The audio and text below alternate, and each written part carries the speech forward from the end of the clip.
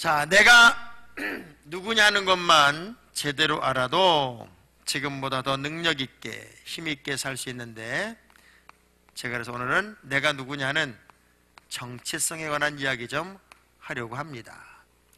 정체성 이야기를 하면서 성경 어디를 읽었는가 하면 요나서를 읽었어요. 그렇죠? 지금 읽고도 어디 읽은지 모르는 분들이 있어요.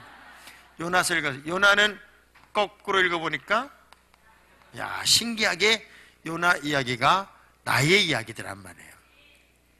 그러니까 내가 어떤 사람이냐, 내가 누구냐 하는 것만 제대로 알아도 정말 당당하고 힘있고 능력있고 권세있고, 네 번 만에 아멘이 나와요. 여기는 항상 뭔가 남다른 특별함을 가지고 살 수 있는데, 과연 나는 누구일까? 요나란 이름의 뜻이 뭐냐면 비둘기입니다. 비둘기. 뭐라고요? 남자 이름이 비둘기가 뭡니까? 비둘기. 우리식으로 표현하면 김비둘기, 이비둘기요. 그러니까 사람이 가장 멋있을 때가 언제냐면, 남자는요 좀 야성이 있어야 돼. 야성. 여러분, 담임 목사님, 우리 백 목사님은 그냥 백부장 같아. 그냥 퍽퍽 날라. 뭔가 야성이 있을 때 참 멋있다고 그러잖아요. 그래서 남자가 가장 멋있을 때는 격렬한 운동을 하거나 열정적으로 일을 해서 막 땀이 비 오든 막 쏟아질 때 그 비 오도 쏟아지는 땀을 한번 쫙 훔쳐가지고 팍 털어. 땀방울이 팍 터지고 샤워를 끝내고 그냥 스킨을 여기다가 콜콜콜 해가지고 그냥 푹 치면서 쾌남. 얼마나 멋있냐고. 뭔가 야성이 좀 있어야 되는데 이 요나는 사실은 야성이 없어요. 요나는 여로보암 2세 때 활동한 선지자고요. 당시는 애굽이라고, 지금으로 말하는 이집트, 애굽이라고 하는 나라와 그 아수르가 이제 패권 다툼을 이렇게 해요. 패권 다툼을. 근데 아수르라고 하는 나라가 신흥 제국으로서 이제 막 제국화되고 있고 나라가 강대하게 되는 과정에서 북쪽 이스라엘은 늘 두려운 거예요. 왜냐하면 이게 아수르란 나라가 강해지면 북쪽 이스라엘은 풍전등화와 같은 위기를 만나게 되는데, 어느 날 하나님이 그 요나를 부르더니 이렇게 말씀하지요. 저 아수르의 수도인 니느웨에 가서 내가 그들을 다 구원해내고 그들을 회개시키고 그들을 구출해내라는 거예요. 자, 우리 식으로 표현하면 어떤 의미냐면 우리나라를 호시탐탐 노리고 있는 일본의 수도에 가서 그들을 다 회개시키고 구원해내라는 명령을 받은 거랑 똑같은 거예요. 그 요나 입장에서 싫은 거지. 때때로 우리는요, 내가 뭘 하고 싶은 것만 자꾸 하고 싶어 해요. 예수 믿는 사람들이 어떤 습관이 자꾸 들어가기 시작하냐면, 이 세상이 자원봉사자란 제도가 있으니까, 자원봉사가 뭐예요? 내가 하고 싶은 걸 하는 거란 말이에요. 어떤 사명을 맡겨도 나는 그거 안 해요. 난 요것만 해요. 내가 하고 싶은 거 자꾸 하려고 그래. 근데 하나님은 여러분이 하기 싫은 것도 때로는 하라고 명령하세요. 여러분이 준비되지 않은 것도 가라고 명령한단 말이에요.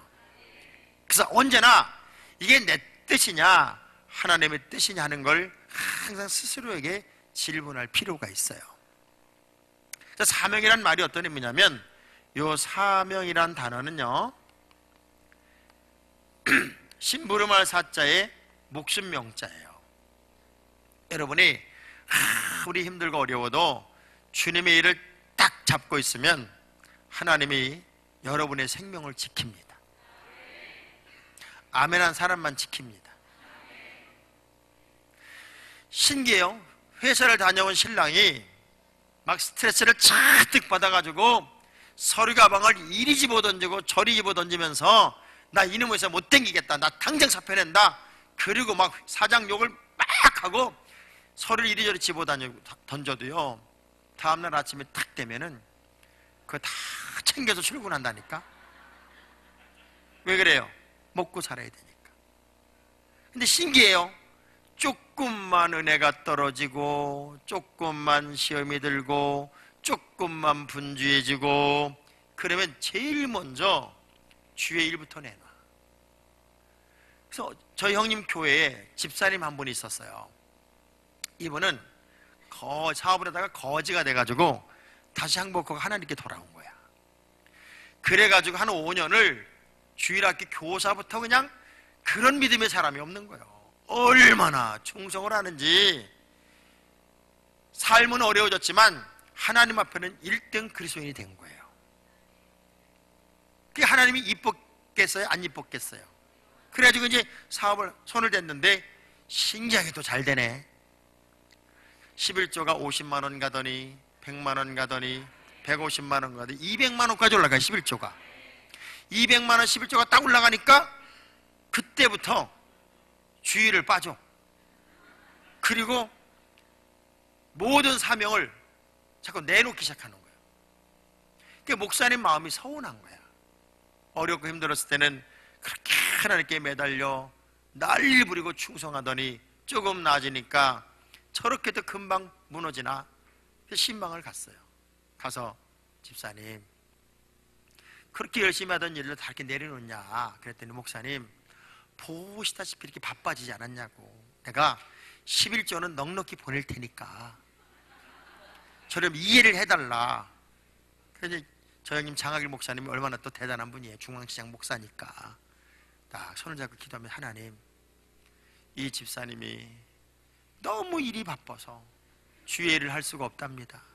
하나님, 회사를 절반만 망하게 해주시고 매출을 절반을 줄여주시고 하나님의 마음을 서운하게 하지 않는 그 기업을 하기 위해서라면 이 회사가 반드시 망해야 하겠습니다 하고 기도를 한참 하니까 갑자기 손을 턱 잡더니 그러더래요.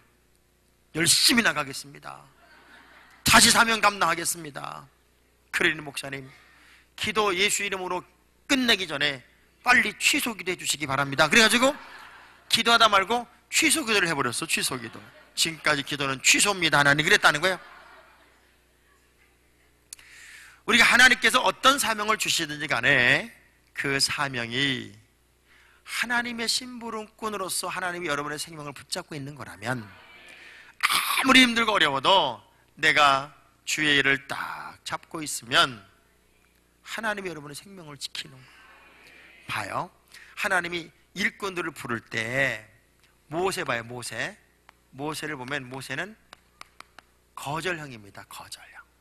하나님이 모세에게 네가 이제 이렇게 해 이렇게 해 그랬더니 아이고 못합니다. 나는 말도 할 줄 모르고 입도 빡 자꾸 못한다고 그랬어요. 그 교인 중에 그런 분들이 있죠. 권사님, 내년에는 구역. 아이고 목사님,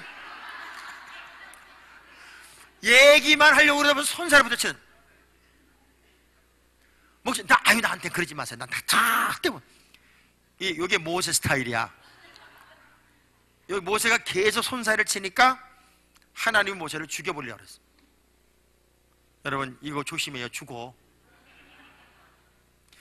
기드온 같은 경우, 기드온 같은 경우는 확인형입니다. 확인. 자꾸 확인해. 꼭 교인이 그런 분들 있죠. 그때 백 목사님이 내 이름 부른 거 맞아? 진짜 거기 내 이름이 있었어? 꼭 확인을 해야만 움직이는 사람들이 있어요. 정말 얄미운 사람이 누구냐? 요나 스타일. 한다 안 한다 말도 없이 조용히 사라져. 조금만 힘이 들고 조금만 부담스러우면 조용히 사라지는 요나. 옆 사람 쳐다보면서 혹시 당신 얘기가 아닐까요? 하고 물어봐봐요. 예수님의 제자들은 즉각응답형입니다. 즉각응답형. 곧 즉시 배와 그물을 버려두고 예수를 쫓으니라. 즉각응답형입니다. 더 멋있는 사람 이사야, 자원형입니다. 자원형. 주님, 내가 여기 있습니다. 나를 보내주세요. 나를 써주세요. 멋있지 않아요? 우리 이름교회 성도들 중에 이런 자원형 성도들이 많으면 교회가요 힘을 얻습니다. 능력이 나타납니다. 근데 애석하게도 요즘 한국교회는 이런 자원형 교인들이 별로 없고요. 주님, 내가 여기 있습니다. 나를 보내주세요. 그래야 되는데 주님 제가 저기 있습니다. 쟤를 보내. 내가 쓰임받는 행복, 나를 써주시는 기쁨. 저는요 목사님들 중에서도 그런 분들이 있어요. 주의 종의 길은 고난의 길입니다. 십자가의 길입니다. 그러면서 아니 벌써 얼굴에 내천자를 그려. 늘 뭔가 이렇게 힘이 들어. 근데 늘 저는 그런 마음이에요. 하나님의 나 같은 걸 써주시는 은혜, 나 같은 걸 사용하시는 은혜, 그게 너무너무 감사한 거예요. 근데 왜 목사님들이 이렇게 늘 주의 종의 길은 고난의 길입니다, 십자가의 길입니다 이렇게 인상을 써놔봤더니 내가 목회를 해보니까 이 목회가 너무 좋아. 지금도 나 혼자 떠들고 있잖아요. 이게 너무 좋으니까 너도 나도 한다고 그럴까봐 못하게 하려고 우리 목사님들이 뻥을 치는 거야. 여러분, 성공이 뭔 줄 알아요? 내가 무엇을 하든지 간에 내가 하는 것이 즐거운 게 성공이야. 아멘. 자, 우리 저 자매가 저 샌디를 치고 있는데 저기 앉아가지고 아이씨 내가 왜 배워가지고 진짜 아우 이러고 앉아있으면 얼마나 지겨울까요? 하나님 나를 써주셔서 고맙습니다. 그는 저기 앉아있는 저 자리가 너무 행복할 것 같아요. 그리고 오늘 은혜 받으러 나온 여러분들도 오늘 은혜 받아야지, 이것이 막 기쁨이 되고 행복이 되면 이미 성공하고 있는 건데 아이씨 안 오면 또 전화할 거고 이래서 나와 앉았으면은 이게 고역이단 말이야. 고역. 그래서 무엇을 하든지 간에 성공하는 그리스도인이 돼야 되고요. 교회마다 부목사님들을 가만히 봐. 부목사님들이 막 얼굴에 기쁨이 가득하고 신바람이 나 있고 막 이런 경우 별로 없다. 부목사들은 뭔가에 눌려 있어. 이렇게 늘. 그래서 저는 우리 부목사들한테 너네 댕기면서 안 웃고 댕기면 나한테 죽는다 아주 그냥. 부목사 아들이 그랬대요. 아빠는 언제나 반장하는 거요. 그랬다는 거예요. 늘 스스로가 부라는 생각을 가지고 살아. 근데 스스로의 에너지가 있어야 돼요. 어떤 일을 하든지 간에 내가 하는 일이 즐겁게 하는 사람은 하나님이 높여주더라고. 자꾸 세워주더라고. 아멘. 자, 여러분 모두는 자원형 크리스찬이 됐으면 좋겠어요. 마음의 흥분과 감동이 돼서 알아서 팍팍 해나가는 그런 사람들을 보면은 얼마나 기분이 좋을까. 아멘 안 할 줄 알았어. 아이가 안 해요. 자, 문제는 이거예요. 늘 과거로 회귀하려고 하고 미래로 꿈을 꾸지 못하고 언제나 모태 귀소 본능이고 그리고 옛날을 자꾸 그리워하고 이런 성향을 전문적인 용어로 뭐라 그러는가 하면 요나 컴플렉스라. 요나 컴플렉스. 요나 증후군, 요나 컴플렉스가 뭐냐면 미래에 대한 희망이 없어. 내에 대한 꿈이 없어. 그저 옛날에 안주하려고 하고 과거로 돌아가려고 하고 뭘 하려고 그러면 그거 없었어도 잘했었는데 뭘 또 하려고 뭘 못하게 하는 그런 스타일. 그래서 늘 과거에 머물러 있는 스타일의 사람을 요나 컴플렉스에 걸렸다, 요나 증후군에 걸렸다 그래요. 야, 저는 우리 이름교회 와서 이름교회의 미래, 내일 그리고 아름다운 꿈을 이렇게 상상을 해보면 이 넓은 땅이 얼마나 아름다운 거. 이게 대한민국에 이렇게 큰 땅 가진 데가 별로 없어. 아무리 시골이라도요 얼마나 멍청한지. 시골 땅값이 얼마나 쌌어. 그런데도 맨날 100평에 50평 예배당 짓고 있다니까. 막 아파트고 들어오는데도 불구하고 그런 생각 자체를 못하는 거예요. 야, 근데 이름교회는 그냥 주변에 이미 다 만들어놔서 무한대로 발전할 수 있는 내일을 준비해놨단 말이에요. 여러분, 서산이 분당처럼 안 된다는 보장을 누가 할 거예요? 다 하나님이 어떻게 바꿀지 모른단 말이에요. 그러면 그 미래를 준비하고 있다는 게 얼마나 멋진 거냐고요. 그런 의미에서 여러분 참 좋은 교회 다니고 있어요. 좋은 목사님 만났다고. 근데 그렇게 인상을 쓰고 있으면 안 된다 그 얘기지. 그럼 내가 요나 증후군에 걸렸느냐, 요나 증후군에 걸리지 않았느냐, 내가 요나 컴플렉스가 있느냐 없느냐를 어떻게 알 수 있느냐? 자, 1장 3절 읽어볼까요? 1장 3절. 1장 3절을 보면 요나 증후군에 걸렸다는 게 어떤 모습으로 나타나냐면, 시작.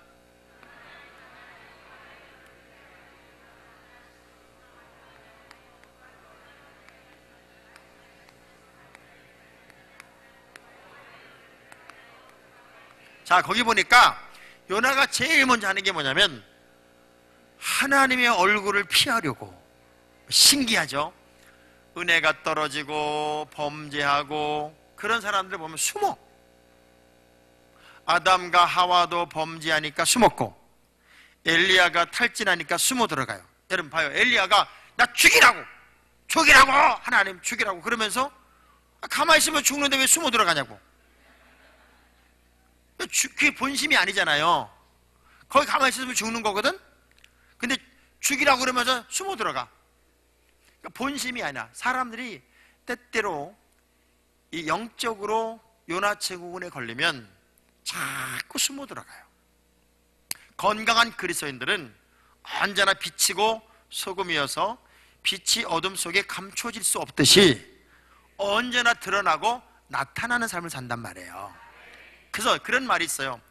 여러분의 현재 영적 상태는 내가 매일 늘 앉는 자리와 강례상의 거리와 비례한다는데, 삐친 교인이 절대 앞에 안 앉아. 그래서 우리 이름교회는 감사하게도 기둥이 없어서 감사해. 기둥이 있는 교회는, 삐친 교회는 반드시 기둥 뒤에 가서 앉아. 이상하게 숨어요. 봐요. 건강한 교회는 길을 가다가 우리 백 목사님을 만나요. 그러면 저기서 목사님 모시고, 우리 목사님이네, 목사님! 이게 건강한 교회냐. 근데 씨 없는 교회는 길거리에서 목사님이 딱 나타났다, 딱 만나는 순간, 야, 목사님, 아이씨. 숨는 거야, 숨는 거. 영적으로 요나 증후군에 걸린 사람들은 이렇게 말합니다. 나 이제 조용히 믿을래, 조용히. 나 조용히 이제. 여러분, 예수를 조용히 못 믿어. 조용히 믿으려면 절간을 가야 돼. 예수는 우리가 세상의 빛이고 소금이고, 교회 빛도 아니고 세상의 빛이고 세상의 소금이어서 여러분이 어디를 가도 드러나고 나타나는 존재란 말이에요. 확실하게 내가 그리스도인임을 자랑하면요, 인정을 받아요. 대한민국에서 여러분이 기독교인으로 산다는 게 얼마나 힘들까 상상해봐요. 인구를 100으로 놓고 봤을 때, 자, 대한민국에서 인구를 100으로 놓고 봤을 때 크리스찬은 15명이에요. 이 15명 중에서도 완전한 그리스도인들을 파레토 원리에 보면 20%니까 3명이야. 100을 놓고 보면 3명만 목에 칼이 들어와도 나는 예수의 이름을 부르고 죽는다는 사람이란 말이에요.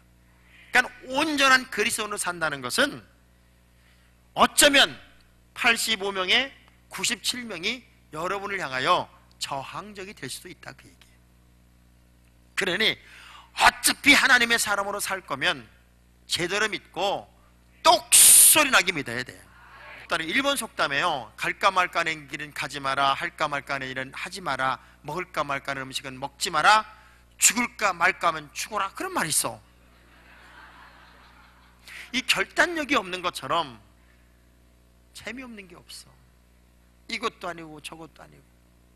그래서 하나님의 사람들이 하나님을 피할 수는 없어요. 시편 기자가 뭐라고 그래요? 내가 저 바다 끝에 가서 거할지라도 하나님은 거기 계시고, 내가 저 골짜기 깊은 곳에 가서 거할지라도 하나님은 거기 계시더래. 근데 어떤 사람이 미국으로 이민 가면서 감사응원 하나 올린 거예요. 뭐라고 쓴 줄 아세요? 하나님 안녕히 계세요. 아니, 미국 가면 하나님이 없냐고.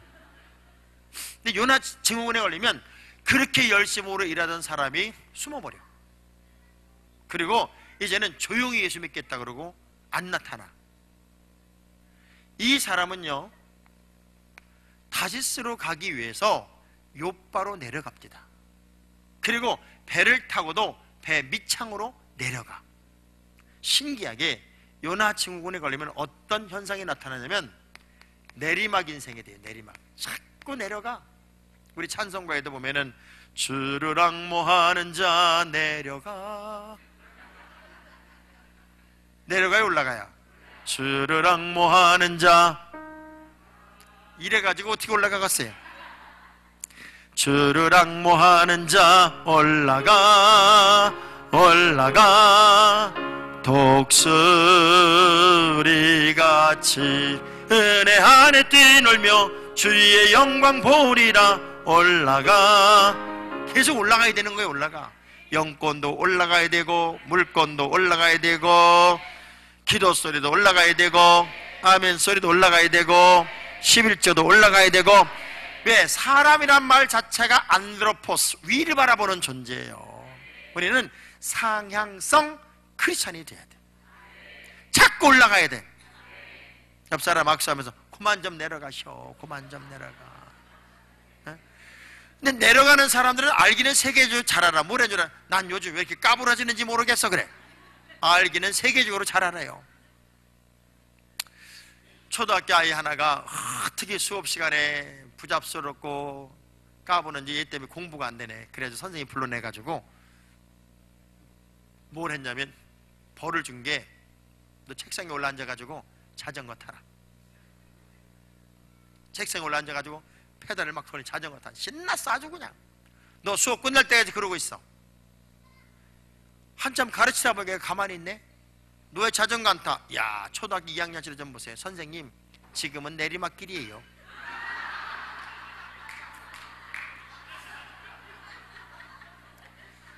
아, 그러니까 그렇구나. 내리막길은 가만히 있으면 내려가는 거예요. 여러분, 가만히 있는 게 현상 유지인 줄 아셨죠? 가만히 있는 건 내려가는 거예요. 나 이제 좀 쉬었다가 예수 믿을래. 쉬었다가 예수 믿을 때 죽어. 여러분이 꼼지락거리는 그 작은 꼼지락거림이 다 하늘나라의 상급입니다.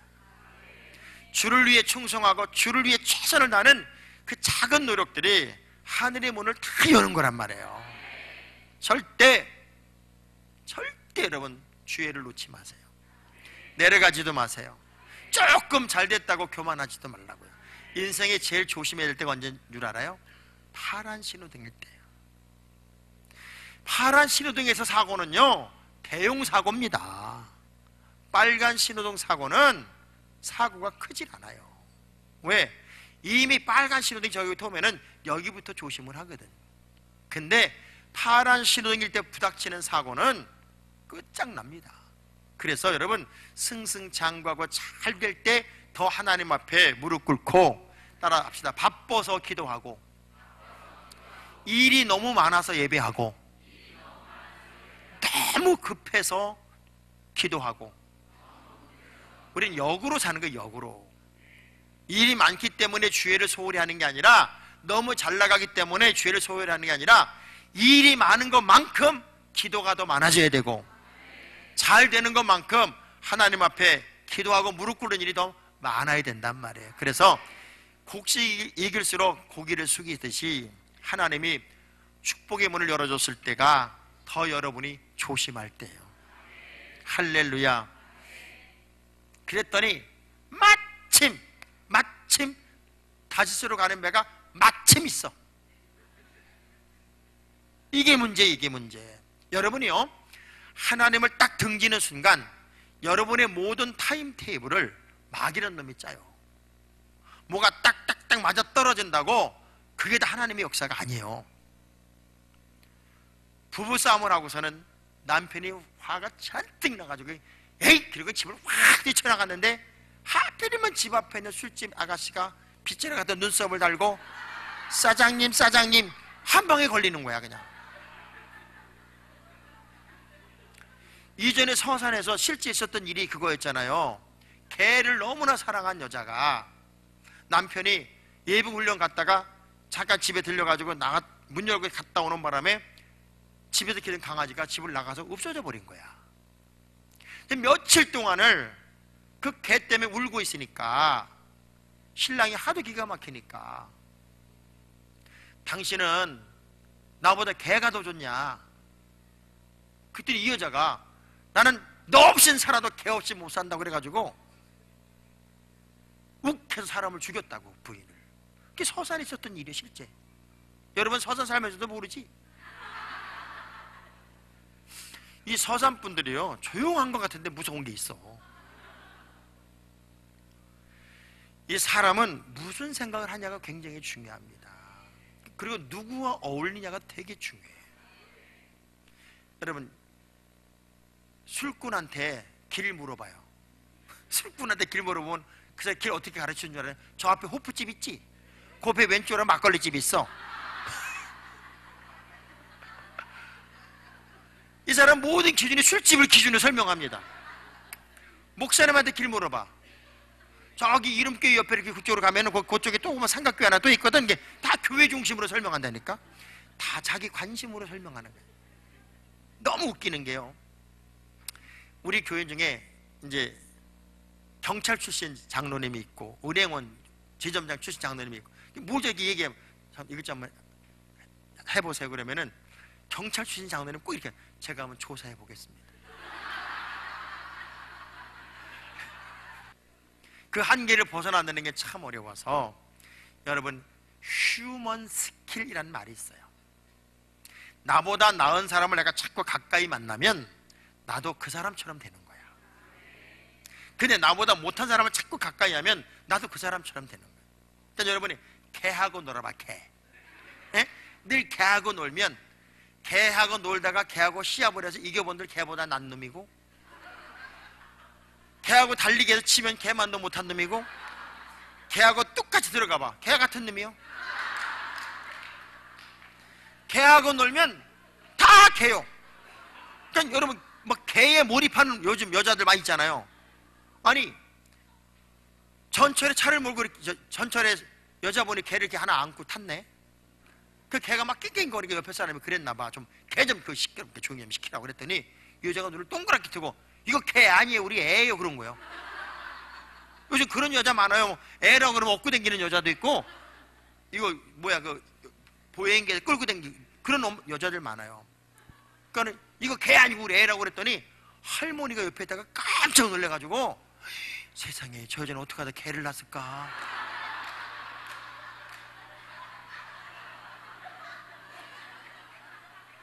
진짜 말 잘해야 돼. 아, 개는 개지, 개가 어떻게 애요.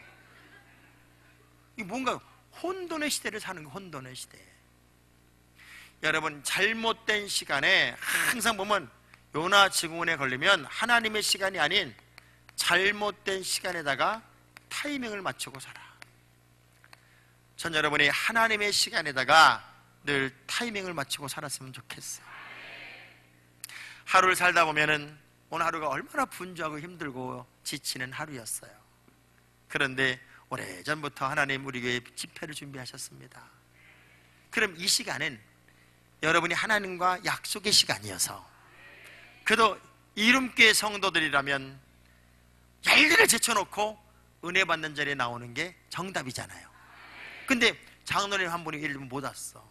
어떻게 교회 부흥인데 장로님 못 오셨어요? 아, 목사님, 내가 가려고 그냥 딱 문을 나서는데 초등학교 동창 녀석이 찾아와가지고 저녁을 먹는 바람에 못 왔다고.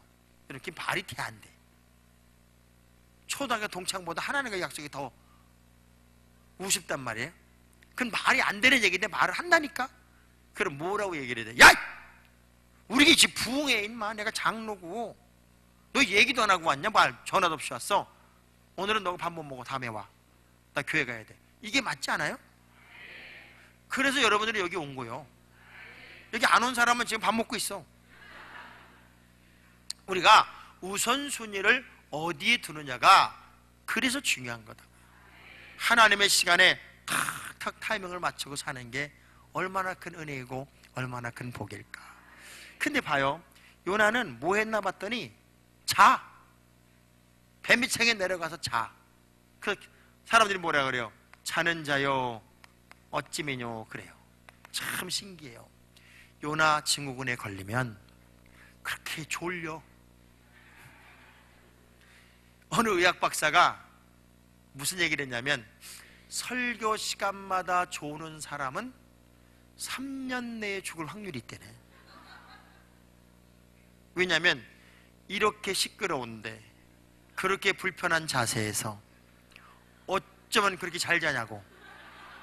어디가 아플 거라는 거야. 우리 옆 사람 쳐다봐요. 3년 내에 못 볼 사람 있는지 한번 쳐다봐. 근데 조는 걸 보면 조는 걸 보면 그 사람의 성향이 나타나잖아요. 긍정적인 사람은 졸아도 긍정적으로 조는 거 아시죠? 그렇습니다. 들어보나마나 지당하십니다. 할렐루야. 부정적인 사람은 졸아도 부정적으로 졸아. 틀렸네 이 사람아. 아니요, 진짜 못된 사람은 졸면서 덤벼. 그래서 어쨌다고? 어느 교회에 교회를 혼자 다 하는 권사님 한 분 계신 거예요. 근데 이분은 교회를 다 휘젓고 다니면서 하다가 설교 시간만 되면 맨 앞자리로 와. 앉는 순간부터 긍정에 삿대질에 부정에, 앉는 순간부터. 그게 목사님이 설교 때마다 마음이 아픈 거예요. 교회는 저렇게 열심히 하는데 어떻게 저렇게 한 번도 설교를 못 듣고 저렇게 주무실까. 하다 안 돼가지고 초등학교 3학년짜리 아들한테 부탁을 했어. 아들아, 너 권사님 옆에 좀 앉아가지고 설교 시간마다 권사님 좀 어깨 좀 주물러드리고 해서 권사님 좀 깨워라. 그러면 내가 예배 시간마다 500원씩 줄게. 얘는 신바람이 난 거예요. 아빠도 안 쳐다보고 권사님만 쳐다보고 어깨를 주물르고 막 5주 동안 권사님이 눈을 뜨고 예배를 드렸네. 기적이에요, 기적. 6주 때가 제가 되었는데 권사님은 앉아있고 아들은 옆에 앉아있는데 옛날 병이 도진 거예요. 긍정에 삿대질에 부정에 난리가 났어. 입신 직전이요. 그러니까 설교하다 아들을 만나면 아들하고 눈이 맞추면 깨우라고 사인을 보내도 아빠를 쳐다보고 딴 데 보고, 아빠 쳐다보고 딴 데 보고. 그게 예배가 끝난 거예요. 화가 난 아빠가 아들을 불러요. 너 일로 와봐. 너 권사님 조는 거 봤어 못 봤어? 봤대. 아빠가 사인 보내는 거 봤어? 봤대. 너 왜 안 깨워 임마? 아빠 내 말 좀 들어봐요. 나는 목사의 아들로 권사님 깨울 때마다 500원씩 받는 게 내가 얼마나 부담스러운지 아냐. 근데 권사님이 한 번만 안 깨우면 10,000원 준다고 그러더라. 내가 한 번에 10,000원 받고 아빠한테 1년 동안 안 받으려고 했던 이 충정 어린 마음을 좀 이해해달라. 야, 진짜 설교 시간마다 늘 딴청을 부리고 있고 그렇게 졸아. 왜? 요나 증후군에 걸린 거예요. 그래서 뱃사람들이 풍랑의 원인 제공자로 제비표 딱 걸린 요나를 향해서 우리 8절, 1장 8절, 제가 이 얘기하려고 여기까지 끌고 온 거예요. 8절 시작.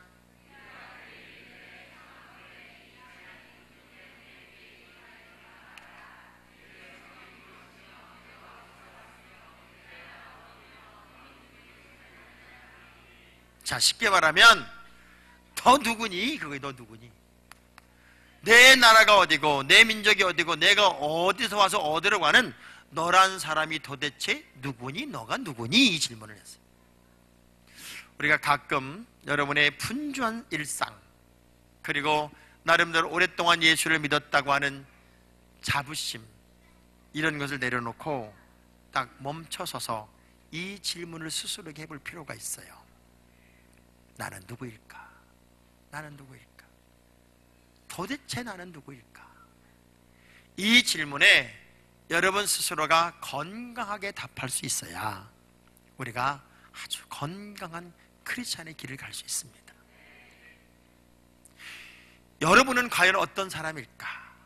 요나는 너 누구냐는 질문에 깜짝 놀라서 그의 삶 전체를 다시 회복하는 기회가 되기도 합니다. 과연 나는 누구일까? 전 세계에서 여러분처럼 생긴 사람은 하나일까요? 둘일까요?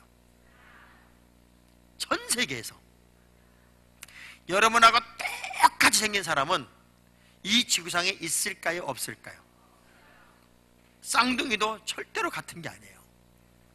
그래서 사람과 사람의 지문, 이 지문이 같을 확률을 6천억 분의 1로 봅니다. 6천억 분의 1. 그러니까 6천억 분의 1, 그래도 확률적으로는 있긴 있나 봐. 근데 6천억 분의 1 사람과 사람의 지문이 같을 확률이 있다. 그러면 한 세대를 살아가며 이 사람과 저 사람의 지문이 같을 확률은 없는 거예요. 불가능한 거다. 그러면 전 세계에서 여러분처럼 생긴 사람이 딱 하나라면 귀할까요? 안 귀할까요? 그냥 귀할까요? 무지하게 귀할까요?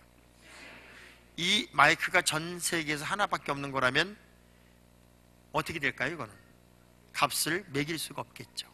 어마어마한 가치를 가질 거예요.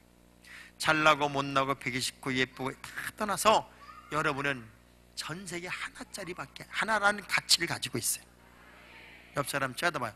깜짝 놀라면서 세계 유일한 사람이네. 이 사람이 있어. 세계 유일한 사람.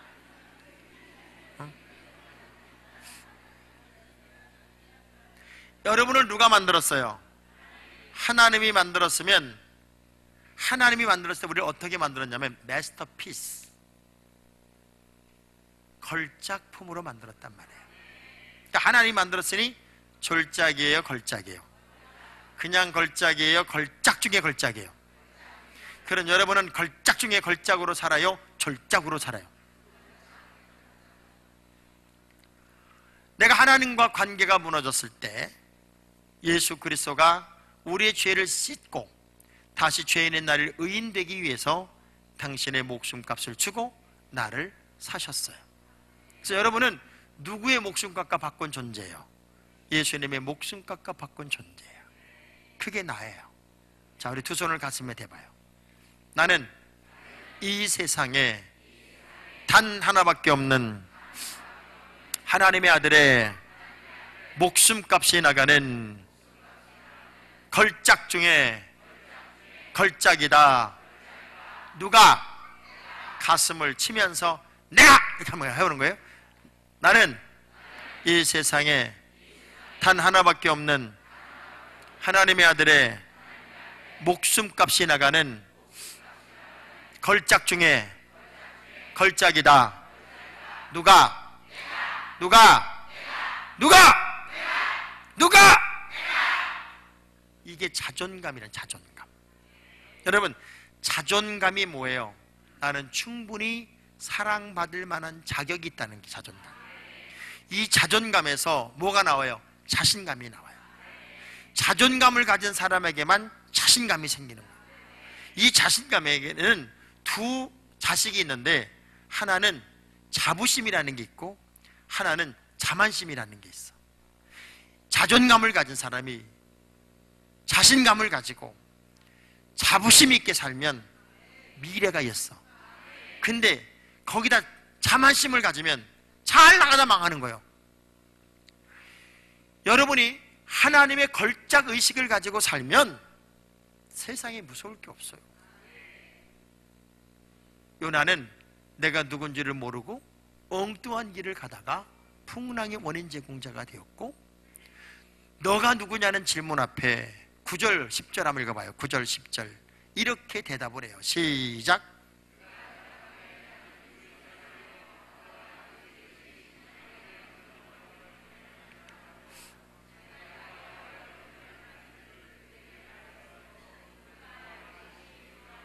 자, 다 알아요. 그죠? 내가 누구이고 왜 이런 원인이 생겼고 왜 이런 문제의 원인 제공자가 내가 되었는지도 정확히 알아요. 그 순간 뭐라고 그래요? 나를 바다에 던지라고 그래요. 야, 요나가 얼마나 똑똑하냐면 그 상황을 다 인지하고 화를 내면서 에이씨, 그리고 확 바다로 뛰어들어갔으면 자살이야. 근데 나를 던지시오, 순교야. 얼마나 똘똘한지 그 순간에도 아주 그런 머리가 돌아가더라니까. 근데 봐요, 요나서 1장은 요나가 내가 누구인지를 알고 바다에 던져져 죽었더라, 끝. 그래야 되는데 내 정체성을 회복한 요나를 하나님이 받으셔서 또 한 번의 거룩한 기회를 주시더란 말이에요. 그러면 내가 누구냐는 것만 제대로 알면 여러분의 미래는 또 한 번의 하나님의 보호 속에서 승리의 길을 갈 수 있단 말이에요. 자, 그러면 사람과 사람의 관계성 속에서 현재가 너무 힘들기 때문에 주저앉아야 될까? 때로는 제비 뽑히는 것, 풍랑 만나는 것, 바다에 던져지는 것, 물고기 뱃속에 들어가는 것, 이 모든 것들이 과연 하나님이 나를 버린 것일까? 역으로 보면 이건 하나님의 또 다른 사랑의 표현이었어요. 때로 여러분이 사업을 하다가 망하는 것이 하나님의 더 좋은 길을 여시기 위한 하나님의 계획일 수 있단 말이에요. 그러니 섣불른 결론을 내리면 안 돼요. 그리고 절대 기죽을 것도 아니고 주눅들 것도 아닌 것은, 사람은요 절대로 오늘 최고라고 해서 내일이 최고가 아니야. 지금 대통령을 봐도 그렇잖아요. 지금 대통령도 저렇게 잘난 척하면 안 되고, 과거 대통령도 그렇게 잘난 척 해다가 이렇게 됐잖아요. 그러면 항상 내가 최고에 올랐을 때가 가장 조심할 때야. 가장 조심할 때란 말이에요. 그래서 겸손한 사람은 주님이 다 받아들이지만, 교만한 사람은 다 버림받는 거예요. 여러분, 조금 잘 나간다고 진짜 잘난 척 하지 마. 옆 사람 악수하면서 잘난 척 좀 하지 마라. 잘난 척 좀. 겸손이 여러분의 삶을 이끄는 힘이 돼야 돼요. 제가 우리 교인들에게 그런 얘기를 해요. 저도 5병 반부터 쭉 성장을 해서 뭐 방송도 많이 하고 우리 교인들에게 늘 그런 얘기를 합니다. 만일 내가 조금 교회가 좀 더 커져서 교만해지고 거만을 떨거든, 내 모가지를 확 꺾어버리라고. 나는 목사들이요 무슨 경호원을 대동하고 다니는, 난 그런 목사는 목사가 아니라고 생각하는 사람이에요. 김장한 목사님이 왜 이렇게 훌륭한 목사님이냐면, 이분은 대한민국 대통령도 연결 못하는 미국 대통령하고 연결시킬 수 있는 분이 김장한 목사님이세요. 이분은 늘 혼자 다녀. 늘. 지금은 연세가 높으니까 운전해주는 사람하고 둘이 다녀. 무슨 경호원 쫙 몰고, 아유 그건 아닌 것 같아. 예수님도 경호원도 없어서 제자들도 그냥 늘 현찮은 것들 뱃놈들 끌고 맨날 사고치고 배신하고. 그 얼마나 내가 하나님이면 난 그 짓 안 한다 진짜. 뭘 뱃사람을 불러. 그냥 세계에서 제일 똑똑한 놈들 딱 12명 포진해가지고 그것도 확 변화시켜가지고. 예를 들면 내가 지금 예수님이라면 전도하려고 일일이 쫓아다닐 거 하나도 없어. 김정은이 획 돌려버리는 거예요. 김정은이 획 돌려버려요. 동무들 이제 예수 믿으라고. 그러면 끝나는 거 아니야? 한 방에 끝나는 거잖아. 한 방에. 그냥 말도 안 되는 것들을 붙잡고 절절매는. 그거 보면 우리 예수님이 참 짠해. 그게 복음이었단 말이에요. 높아질수록 낮아지고 겸손하고 신실해지는 것, 그게 여러분의 모습이 돼야 돼요. 얼마나 웃기는 존재냐면, 40이 딱 넘어가봐요. 나이 40 딱 넘어가면 많이 배운 사람이건 조금 배운 사람이건 건망증이 찾아와. 그래서 자꾸 까먹어. 그러니까 많이 배운 사람도 까먹고 적게 배운 사람도 까먹는 거예요. 이건 치매하고는 다른 거예요. 그러니까 미국으로 이민 간 딸이 엄마한테 전화를 한 거예요. 엄마, 한국 토종멸치가 너무 먹고 싶어. 그게 얼마나 안타까워요. 그래서 그냥 좋은 멸치를 사가지고 미국 생활 바쁜 줄 아니까 다듬어서 보냈네. 전화가 오는 거예요. 엄마, 멸치 좀 보내랬더니 왜 대가리고 똥만 보냈어. 보낼 걸 버리고 버릴 걸 보낸 거요. 장로님 부인이, 장로님이 여보 나 머리가 너무 아프다, 두통약 좀 하나 갖다 자라. 두통약 챙겨가지고 주방 가서 물을 떠가지고 오는데 전화가 오네. 전화 한참 받았어. 한참 받고 보니까 손에 약이 들려있고 앞에 물이 있는데 이걸 왜 들고 있는지 기억이 안 나더래. 생각하다가 내가 어디가 아파서 먹으려고 그랬나 보다. 자기가 먹어 그랬어. 50이 넘어가 봐요. 50이 넘어가면 외모의 평등은 외모의 평등. 여자들은요, 여자의 일생은 나이가 들수록 가치가 떨어지고 어머니의 일생은 나이가 들수록 가치가 올라가는 거예요. 그러니까 여자는 얼굴에 아무것도 안 발라도 예쁜 나이, 그때 10대 아무것도 안 발라도 예쁜데 뭐 이렇게 찍어 바르면 그걸 치장했다고 그래. 치장. 20대는 뭘 발라도 화사하다도 화장. 30대 바르는 걸 분장. 40대 바르는 걸 무장, 50대 바르는 걸 완전 무장, 60대 바르는 걸 변장, 70대 바르면 포장했다고 그래. 근데 80대 계속 바르고 앉았으면 환장했다고 그러고 90대가 되면 송장이 되는 거예요. 근데 여자는요, 봐요. 예쁘고 베기 싫은 것도 40 이전이지 50, 55세 뚝 넘어가면 외모가 평등이 돼. 우리 권사님 여기 쪼르르 앉아 계시잖아요. 저 권사님 얼굴 봐봐. 얼굴도 똑같이 생겼을 뿐더러 헤어스타일도 똑같아. 젊은 아가씨들은 미장원 가면요, 요런 스타일로 해주세요, 뭐 예쁘게 해주세요 그러잖아요. 55세 넘어간 권사님들은 미장원 가면 딱 한마디만 해. 오래가게 해줘. 오래가게. 예쁜 거하고 아무 관계가 없어. 오래만 가면 돼. 그래서 고운 것도 헛되고 아름다운 것도 거짓 된다고 그러잖아요. 그러니까 우리는 얼굴로 승부가 나는 존재가 아니니까 매력이 있어야 돼. 매력. 여러분, 매력이 뭔 줄 알아요? 매력? 매력은 끌리는 힘이야. 그러니까 아주 천하일색 이쁜 여자라도요 안 웃어봐요. 뭐라 그래? 찬바람이 쌩쌩 돈다고 그래. 근데 비기 싫은 여자도 잘 웃어봐. 따뜻하다고 그래. 그러니까 나이가 들어갈수록 비기 싫어지기 때문에 나이가 들어갈수록 사람들이 자꾸 웃어야 돼. 옆 사람 쳐다봐요. 웃어야 될 것 같아. 인사 한번 해. 웃어야 될 것 같아.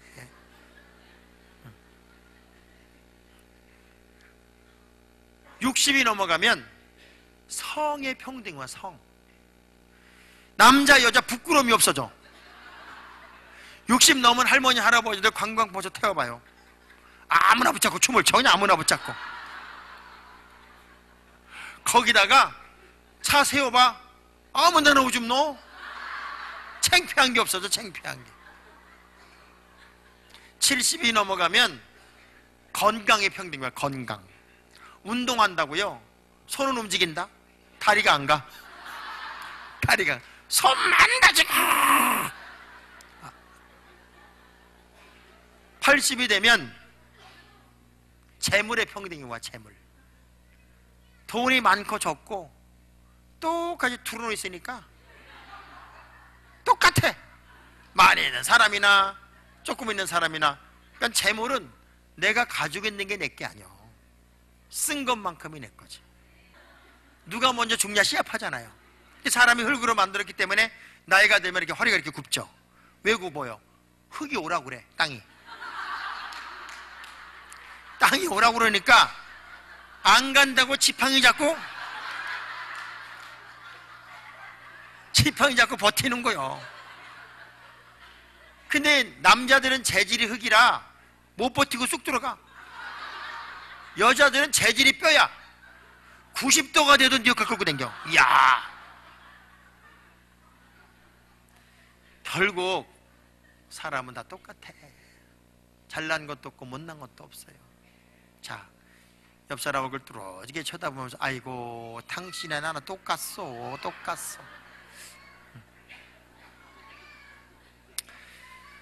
절대로 우리가 주눅들 이유도 없고 기죽을 이유도 없는 것은 사람은 어차피 세상에 태어난과 동시에 죽음을 향해 가는 똑같은 길을 가는 존재이기 때문에 그래요. 조금 낮고 부족하고 그것도 과정일 뿐이지 결론이 아니기 때문에 하나님이 기뻐하는 그 방법으로 가려면 내가 누구냐만 찾으면 돼. 여러분 이렇게 예수 믿을 사람이 아니요.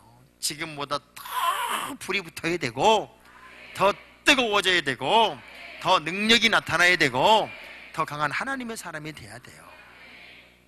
봐요. 2장으로 넘어가면 요나가 어디에 있냐면 물고기 뱃속에 있어요. 내가 뭔가 노력을 해서 조금이라도 결과를 낼 수 있으면 노력을 해야지요. 그러나 인생에 그야말로 제로 그라운드. 내가 아무리 노력해도 아무것도 할 수 없을 때 우리가 할 수 있는 유일한 것 하나는 기도밖에 없어요. 요나서 2장 1절 2절은 그래서 요나가 뭘 하기 시작하냐면 기도하기 시작합니다. 무슨 기도? 부르짖음의 기도를 시작합니다. 여러분의 삶이 너무 루즈해지면 벼랑 끝에 서보는 용기가 필요하다, 그런 말이 있어요. 사람이 이 벼랑 끝에 서면 물러날 수가 없어. 여러분, 이길 수 없으면 버티기라도 하라는 거야. 이길 수 없으면 버티기라도 해야 돼. 버티다 보면 제풀에 쓰러지는 거예요. 자, 따라합시다. 이길 수 없으면 버티기라도 합시다. 우리 큰아이가 세상에 태어났는데 교회를 시작하고 이제 막 개척을 시작하고 둘 다 대학원을 다니고 갑자기 또 애기도 생기고 그러다 보니까 얘가 8달이 좀 넘어서 태어났어요. 그러니까 호흡이 덜 생성이 됐기 때문에 인큐베이터에 들어갔다가 한 달이 넘게 있다 나온 거예요. 근데 기계를 몰아댔기 때문에 이 아이는 7살까지는 늘 실명의 위험이 있고 뇌가 정상적으로 자라지 않을 수도 있다는 거예요. 제 아내가 연세대학교 음악교육대학원을 나온 여자예요. 피아니스트예요. 아이 딱 낳기 전에 교육학적으로 어떻게 가르칠지를 쫙 그림을 그려놨어. 아주 끝내주기 자기는 아이를 가르칠 거래. 집에다 딱 갖다 놓으니까 경기를 하네요. 경기를 3번을 연속으로 하더라고요. 전 경기가 무슨 놀래는 건 줄 알았더니 그게 죽는 거더라고요. 숨이 멎고 열이 너무 높아지니까 숨이 멎고 호흡이 딱 멈춰져. 근데 감사하게도 그 상황을 빨리 발견했어, 우리가. 그래서 제가 막 숨을 터졌지. 그리고 바로 병원에 가면 또 멀쩡히 살아나. 근데 그게 길어지면 뇌에 산소가 공급이 안 됐기 때문에 뇌가 망가지는 거더라고요. 야, 3번을 그러니까 무슨 교육학이고 개뿔? 아무 의미가 없더라고. 매일 울던 제 아내가 하나님이 길러주셔야 됩니다. 나는 행복합니다. 근데 기도만 하려니 이게 도저히 마음에 안심이 안 되니까 그때 제 아내가 개발한 헌금이 하나님께 드리는 과외비라는 헌금을 하기 시작했어. 그야말로 공격적으로 드리기 시작한 거예요. 개척한 목사가 무슨 돈이 있어요. 저는 사례비를 거의 8년을 못 받았는데 드리다 드릴 게 없으니까 마지막 하나 남은 자기 피아노를 팔아드리더라고. 그리고 울면서 이렇게 하나님께 기도해요. 하나님, 내 있는 건 다 하나님께 드렸습니다. 우리 아들 길러주세요. 진짜 너무 놀란 건 그때부터 이 아이가요 밥을 그렇게 잘 먹더라고. 근데 경기가 사라졌어요. 좀 늦게 되기는 해요. 그런데 집중력이 강한 거야. 그러니까 지 엄마가 피아노를 가르치고 헛짝 치고 6살에서 7살 넘어갈 때 얘를 첼로를 가르쳐야 되겠다 그래가지고 첼로 선생님을 만나러 갔더니 그 선생님이 얘를 여기다 세워놓고 피아노를 다 치는 거야. 근데 엄마 뱃속부터 피아노만 듣고 자라가지고 우리는 연년생 남자 2아이인데 노래가 나오면 그걸 게으름으로 막 따라 부르는 거예요, 애들이. 얼마나 절대음감이 좋은지. 그러니까 교수님이 얘를 보고 내가 아들을 첼로를 가르치려다가 못 가르쳤는데 목사님, 내가 이제 저 성찬이를 내 아들처럼 길러보겠다고 하나님이 그때부터 만남의 복을 주는데요. 이 이희덕 교수님이란 분이 이 아이 레슨비도 거의 받지 않고 얘를 가르치기 시작하는데 얼마나 집중력이 좋은지 요거 해와라 그러면 꼭 해가는 거야. 뭘 숙제를 줘도 그걸 다 해가는 애가 얘밖에 없었어. 너무 사랑을 받으면서 첼로를 하는데 얘가 얼마나 잘했냐면요, 1학년부터 6학년까지 전국대 최고 콩쿨 6관왕이야. 예원 중학교를 수석으로 들어갔어. 늦게 된다는 아이가 하나님이 딱 깨우쳐주니까. 근데 이작 펄먼 캠프라는 캠프를 미국에 초청받아 갔었는데 줄리어드 교수가 얘를 보고 너무 탐이 난다고 줄리어드 예비학교로 데리고 간 거예요. 그래서 중학교 1학년을 마치고 이제 미국 유학생활이 시작이 됐고, 유학생활을 혼자 간 거니까 혼자 가서 3년 있는 동안에 국제 콩쿠르를 5번 1등하고 링컨 센터 연주도 하고, 그리고 고등학교 1학년을 마친 나이에 한국에 잠깐 나왔다가 이런 얘기를 하더라고요. 아빠, 한국 한예종은 영재 코스가 있어서 지금 내가 대학생이 될 수 있는 시험을 볼 수 있는데 시험을 봐서 내가 합격하면 나 한국에서 대학 다니면 안 돼 그러더라고요. 그래서 시험을 봐라 그랬더니 덜컥 합격을 했어. 그래서 얘는 대학을 2년을 월반해서 한예종에 들어갔어요. 그 선생님이 여러분 잘 아는 정명화 선생님이에요. 4년 다닐 학교를 3년 만에 조기 졸업을 했어요. 그때부터는 학비를 하나도 안 내는 거야.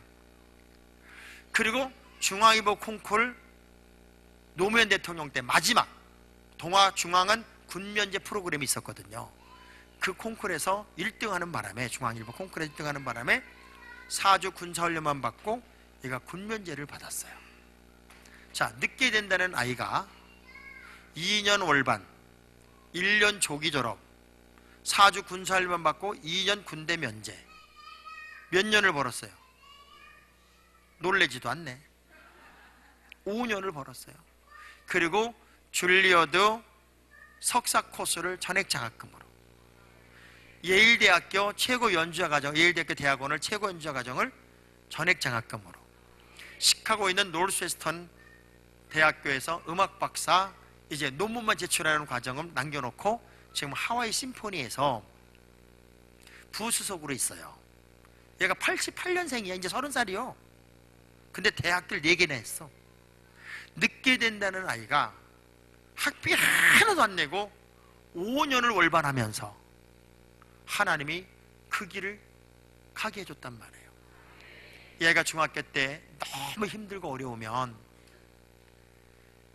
새벽에 일어나서 30분 거리를 걸어서 교회 가서 새벽 예배라고 울다 오는 거야. 그리고 우리 예배당을 칠 때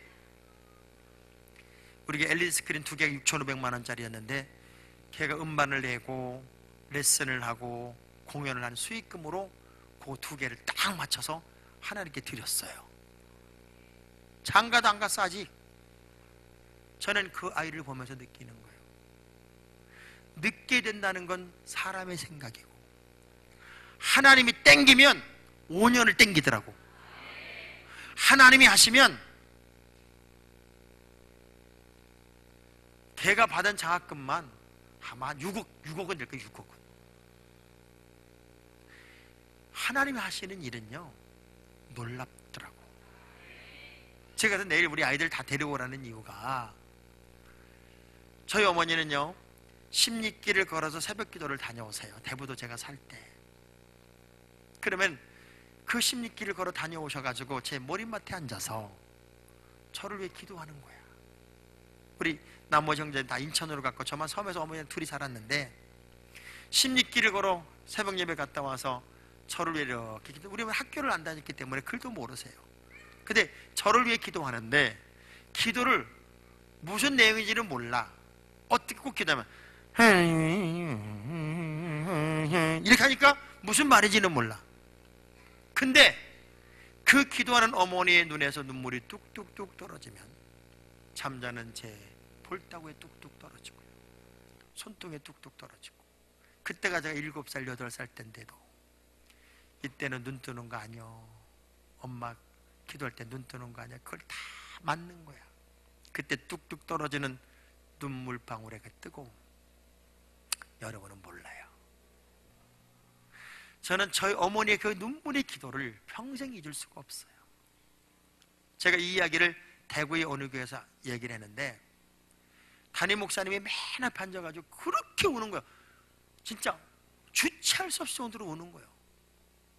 그래서 제가 예배 끝난 다음에 물었어요. 목사님 왜 이렇게 우셨어요? 그랬더니 이분이 눈물을 펑펑 흘리면서 하는 얘기예요. 목사님, 나는 내가 목사로서 교인의 아이들이 아프다 그러면 달려가서 기도해 줬습니다. 새벽 2시든 1시든 병원으로 집으로 달려갔습니다. 근데 가만히 생각해 보니까 내 아이를 위해서는 단 한 방울의 눈물도 흘린 적이 없네요. 잠자는 아이 머리맡에 앉아 단 한 방울의 눈물도 볼따구에 손등에 떨어뜨리며 기도해 준 적이 없는데 내가 이렇게 서럽고 억울한 것은 그렇게 더 예쁘고 공부 잘하던 우리 큰딸이 6개월 전에 교통사고로 죽었다는 거예요. 내가 그 아이를 위해서 한마디 기도만 했었어도 이렇게 억울하지 않았을 거라고 이분은 사흘 내내 그렇게 우시더라고. 여러분, 자녀들이 믿음으로 잘 자라고 하나님의 방법으로 성장할 수 있으면 공부를 잘하고 못하고는 둘째치고요, 하나님이 만남의 복을 줍니다. 만남의 복. 그래서 하나님이 길을 내시는 거예요. 길을 내시는 거예요. 돈 많은 사람들이요, 무슨 착각을 하는 줄 알아요? 돈으로 공부시킨다고 착각해요. 돈 많은 사람이 오히려 아이들을 버릴 수 있어요. 그래서 돈 많다고 가진 재물 가지고 여러분 애들을 내 소유라고 착각하지 말고 기계처럼 학비, 과외비 줘서 공부시켜서 인물 만든다고 착각하지 마요. 차라리 돈이 없는 부모가 그 아이를 믿음으로 인성으로 잘 기를 수도 있는 거예요. 하나님의 방법으로 길러야 된다고요. 내일은 아이들 다 데리고 와요. 있는 애 없는 애 다 데리고 오라고 그랬죠?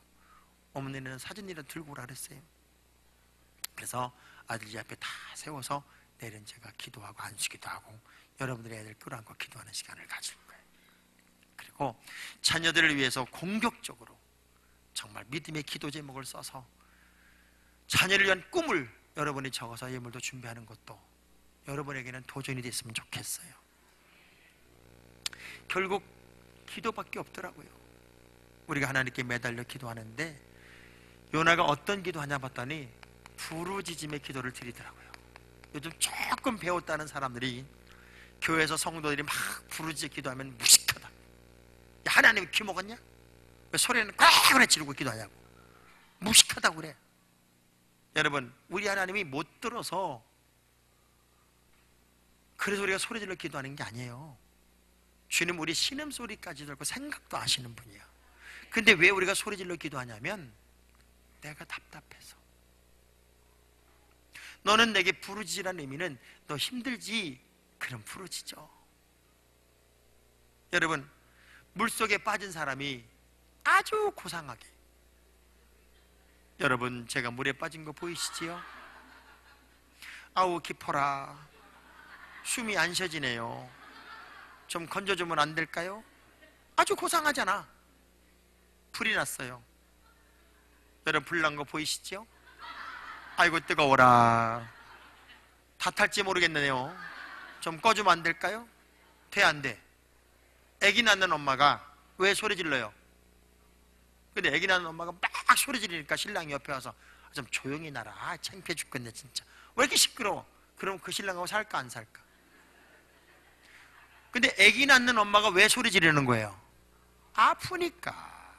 내가 아프니까. 왜 소리 질러가며 기도하냐고 말하는 그 인간은 그 사람의 아픔을 몰라. 그 절규를 모르는 거예요. 요나가 얼마나 헤맥질 치며 기도하고 얼마나 하나님 앞에 부르짖었으면 물고기가 소화를 못 시켜. 죽음의 시각이 조여오고 1초 1각이 두려움의 시간이지만 그가 4절 7절의 말씀 보니까 내가 주의 성전을 바라보고 내 기도가 주의 성전에 미치기를 기도하며 하나님께 매달려 기도하더라고요. 성전 신앙을 회복하면 여러분 기도가 능력이 되고 기도가 열매가 되고 기도가 역사가 돼요. 여러분 정말 우리는 다시 성전 중심으로 돌아와야 돼요. 여러분 교회처럼 저도 아까 당진을 갔다 이렇게 들어오면서 보니까 야, 서산의 관문 파수꾼처럼 딱 수문장처럼 지키고 있는 교회가 여러분 교회도만. 그리고 얼마나 감사한지 장례식장도 옆에 있어가지고 생명과 죽음이 동시에 공존하는데 여기가 그냥 얼마나 그 옆에도 여관도 있어가지고 죄와 생명과 사망이 함께 어우러져 있더만. 여기에 생명의 파수꾼으로 이 교회가 뚝뚝 서 있으면 하나님이 여러분의 교회를 얼마나 크게 복 주실 거고, 여러분 각각의 삶 속에서 다시 성전 중심으로 돌아오면 하나님이 얼마나 명품으로 여러분의 미래를 열어줄까를 상상해 보란 말이에요. 할렐루야. 그리고 오늘 본문 같이 읽은 말씀 중에 내가 감사하는 목소리로 주께 제사를 드리고 나의 서원을 주께 갚겠습니다. 요나가 마지막 아직까지 어려운 환경이지만 그가 뭘 회복하나 봤더니 감사를 회복해. 여러분, 감사를 회복하면 마귀란 놈이 불평의 씨를 심을 공간이 없어지는 거예요. 따라합시다. 감사해서 감사한 것이 아니라 감사하니까 감사가 되더라. 할렐루야. 병아리는 물 한 모금 먹고도 하늘을 향하여 감사 감사 감사, 얼마나 감사를 많이 하면서 물을 옮기는지 몰라요. 여러분, 감사하고 살면 주변에 사람이 붙어. 정말 우리 교회도 병원하는 권사님이 계시지만, 아까 제가 여러분 병원, 집사님들 병원을 갔다 왔는데 어떻게 사람이 많은지. 이야, 당진에 있는 환자는 다 저 병원에 와 있나 봐. 바글바글한데 왜 그런가 봤더니 그 원장 집사님이 그렇게 친절하더만. 그냥 친절하니까 사람들이 마음의 병이 없어지는 거예요. 봐요. 딱 들어갔는데 의사가 왜 이렇게 몸 관리 이렇게 해요? 있다고 그래요. 그리고 뭐 야단쳐봐. 없는 병도 생겨. 근데 원장님을 딱 보는 순간 있는 병도 없어져. 마음의 평안이 오는 거예요. 거기다가 기도하는 사람들은요, 처방 플러스 하나님의 능력이 임하는 거예요. 그래서 어느 의사는 혹시 크리스찬이십니까? 혹시 불교인입니까? 이렇게 다 물어본 다음에 불신자들 또는 크리스찬, 아주 타종교에 강한 사람 빼놓고는 제가 오늘 처방도 하지만 잠깐 기도해 드릴게요. 그리고 20초 기도를 해준다. 세상에, 그 기도의 열매로 사람들이 없는 병도 다 나버려. 우리 원장님 그거 한번 해봐요. 하다가 혹시 크리스찬이세요? 이렇게 물어.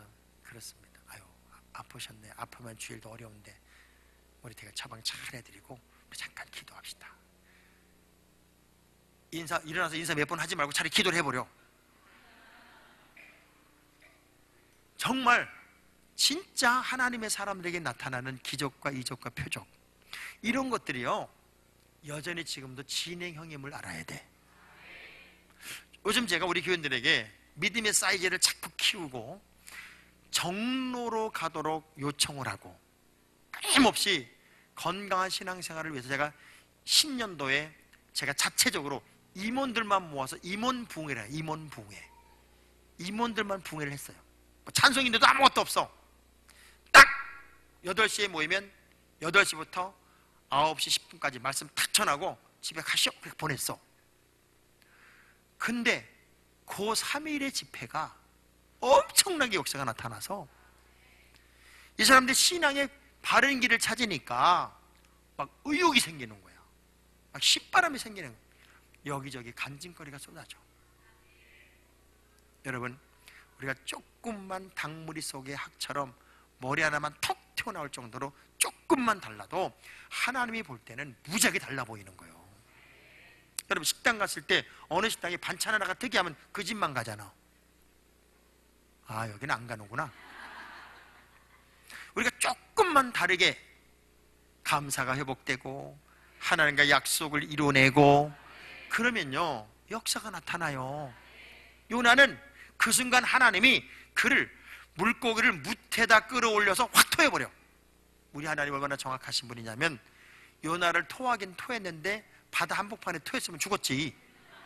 근데 그걸 물고기를 뭇으로 끌어올려서 물고기를 죽여버리고 요나를 살려내잖아요. 그 순간 이제는 어떻게 할 수가 없으니까 바로 니네로 갔지. 그리고 40일 있다가 망한다고 막 선포하고 댕긴 거예요. 하나님 말씀을 따라서. 그러면 이방 사람이 와서 이 나라 망한다고 그러면 잡아 죽인다고 쫓아다녀야 되잖아요. 너무 신기한 건 다 해결하는 거야. 싹! 그랬더니 40일이 돼도 니네 왜 안 망하네? 요나가요 하나님 앞에 신경질을 부립니다. 왜 안 망하냐고. 나보러 망한다고 얘기하라고 그러지 않았냐고. 내 체면이 뭐가 되냐고. 그러니까 요나는 겁불이 붙은 거지 아직도 거듭난 게 아니에요. 사람이요 진짜 변화된다는 게 쉽지 않아. 그래서 요나서를 구약 성경의 유일한 복음서라고 말하기도 하지만 많은 성경 중에 유일하게 새드 엔딩, 해피 엔딩으로 끝나질 않고 새드 엔딩으로 끝난 성경이 요나서야. 요나는 진짜 거듭남을 경험하지 못한 채 볼따고 이렇게 나와서 요나서가 끝나요. 우리가 변화된 것 같은데 여전히 겉불이 붙어 있으면, 속불이 안 붙으면 믿는 척하고 있는 거지 진짜 믿는 게 아니라고요. 우리 이제 믿는 척 그만하고 좀 제대로 믿읍시다. 그래서 요나서는 왜 그랬을까, 어찌 미뇨 이렇게 끝난단 말이에요. 우리가 다시 나의 자리를 찾고 하나님의 역사의 현장에서 안 되는 걸 되게 하시고 없는 걸 있게 하시고 불가능을 가능으로 바꾸시는 하나님의 기적을 경험하기 위해서라도 여러분은 여러분 자신을 찾아야 돼요. 주먹 불 끈지고 따라합시다. 이제부턴 내 인생에, 우리 가정에, 우리 자녀에, 우리 사업장에, 우리 교회에 전성기다. 이렇게 떨면서 다시, 이제부턴 내 인생에, 우리 가정에, 우리 교회에, 우리 사업장에, 우리 자녀의 전성기다. 그 전성기의 삶을 살기 위해 여러분이 누군지를 알았으면 그 길을 따라가야 돼요. 자, 두 손을 가슴에 대봐요. 나는 이 세상에 단 하나밖에 없는 하나님의 아들의 목숨값이 나가는 걸작 중에 걸작이다. 누가? 이 걸작 의식을 가지고 살아요. 옆 사람하고 하이파이브 하면서 어이 김걸작 한번 해요. 김걸작. 저는요, 우리 교회에서 내가 악수 안 해. 우리 교회 인사는 하이파이브야. 이제 교인 수가 많아지니까 악수 안 하니까 죽을 것 같더라고.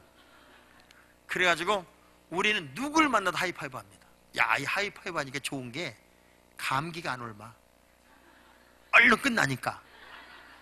이 악수하는 건 한참 있어야 되는데 탁 이게요 정말 기분 좋더라고. 할머니들하고도 하이파이브를 하고 애들하고도 하이파이브를 하고 교회 분위기가 확 달라졌어. 근데 새로운 사람들이 적응을 못해. 사실은 우리가 에너지 있게 산다는 게 참 은혜고 복이고요. 여러분이 걸작의식을 가지고 걸작품으로서의 삶을 명품으로 한번 살았으면 좋겠고요. 제가 이 이야기하고 오늘 말씀을 마치려고 합니다. 제가 인터넷에서 읽은 글이에요. 이 글이 너무 좋아서 여러분에게 소개해 보려고 해요. 어떤 할아버지 한 분이 소록도에 가셨어. 소록도에 가셔서 소록도의 목사님에게 막 울면서 나 이 소록도에 살게 해달라고 요청을 하는 거예요. 그 목사님이, 할아버지 여기는 건강한 분이 살기가 어려워요. 왜 여기 살려고 그래요? 그때 이 할아버지가 눈물을 주르르 흘리면서 이런 고백을 해요. 나는 구남매를 기른 홀로 된 아버지입니다. 그래서 홀로 된 아버지로서 구남매를 기르는 동안에 둘째 아이가 나병이 걸렸습니다. 한센시병에 걸려서 이 아이를 소록도에 보내는 그 과정에 죽음보다 고통스러운 시간을 경험을 했습니다. 그 아이를 소록도로 보내면서 차라리 함께 죽을까 그 생각을 할 정도로 아팠던 시간이 있었는데 그 아이를 소록도에 보내고 나머지 8남매를 기르느라고 한 번도 이 아이를 돌본 적이 없습니다. 가본 적도 없고 나는 나름대로 장한 아버지상도 받았고 8남매를 너무나 잘 길러서 그야말로 많은 신문에도 났습니다. 출가를 다 시키고 큰아들 집에 사는데 어느 날 큰아들이 그러더래요. 아버지, 우리 집보다는 셋째 내가 더 잘 사는데. 그 말의 의미가 뭔지는 알았기 때문에 보따리를 해서 셋째 내로 갔대요.